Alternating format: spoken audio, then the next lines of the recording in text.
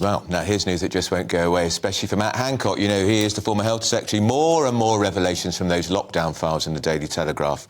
The former Health Secretary apparently rejected advice from Sir Chris Whitty, who was the Chief Medical Officer, that COVID self-isolation should be cut back over concerns it would imply they were getting it wrong. It really is the gift that keeps on giving, this Telegraph investigation. Among many of the government advice at the time was a somewhat mandatory COVID vaccination. One man hit headlines in 2021 for introducing this mandatory requirement for all staff, and he's here with us now. Charlie Mullins, founder and former owner of Pimlico Plumbers. Good morning to you, Charlie. Morning. You were certainly a controversial figure during this particular time. Never been known one to shy away from controversy anyway, are you? And we like an opinionated man on this show. But when you look at this now, when you look at the backstory and what was going on behind the scenes, do you feel that you were lied to about how serious the situation was? Well, yeah, of course it was. I mean, all the country was lied. I mean, it was very misled, and looking back on it, I mean, I think obviously there was under a lot of pressure at the time, but there was a lot of information held back. I think they over-exaggerated so many things. I mean, I don't feel I've done anything wrong. We just, carried out what the government was suggesting to us. But now it's all coming out through this journalist. I think that, we certainly misled, and so much was, the country was locked down for too long, loans and furlough. All this was so unnecessary looking back on it. I think the only thing they got right was the vaccination. We haven't even really got to the messages about the vaccination programme yet. I mean, according to one of our contributors yesterday, they may have 3 months of revelations to still come from these 100,000 messages. And I think chronologically it seems to be going from the start of the pandemic through. So in terms of whether we get to that particular point, we're not even there yet, knowing the conversations that were going on behind the scenes. But would you, looking back now, do you think that your mandated vaccination programme at your company was based on fraud? It was based on the fact that they had exaggerated the fears. They said they wanted to frighten the pants off people. How frightened were you?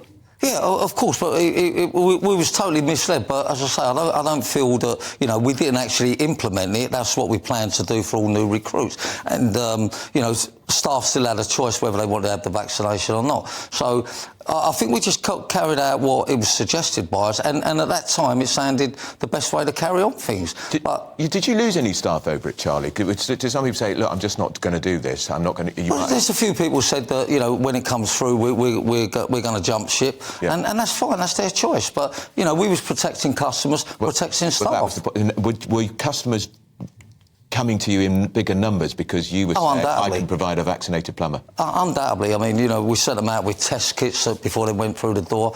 And, look, we were sort of certainly got the business side of it right, and it was the right thing. And, I think I'll still carry out the same sort of procedure tomorrow, given the information by the government. I mean, we're not to know that they're misleading us or lying or withholding information. I mean, but what I need this Matt Hancock is for actually, passing on text messages and information to a journalist. Obviously the inquiry's got all that information anyhow, but, I mean, and then he's trying to make money out of it. I think that's what the bad taste is now. Did you, before the pandemic, because what you're kind of describing is a sort of blind faith in the messaging that was coming from the government, have you always been the kind of person that just believes what the government tells you?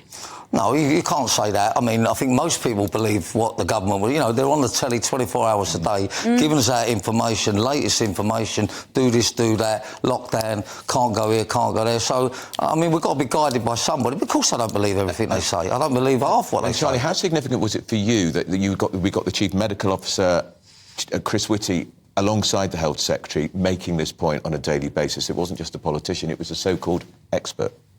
Yeah, well, again, we're guided by them, but, I think you had a lot of infight in there, and I think if Hancock would have sort of followed what he was being told by the scientists or Chris Whitley, then it would have made the old sort of ministers all getting it wrong, because, they was very quick to do the lockdown, and it's created all this work from home nonsense. So it's an ongoing problem. I think he was overruling the experts, wasn't he? He was overruling the experts, and he was seeking out the experts that he wanted to hear from in order to keep the message going that this was a drama and everybody was at mortal danger, regardless of your risk profile or your age or pre-existing medical conditions, because we now know from the messages that was helping him politically to be a bigger personality, to climb the greasy pole of politics.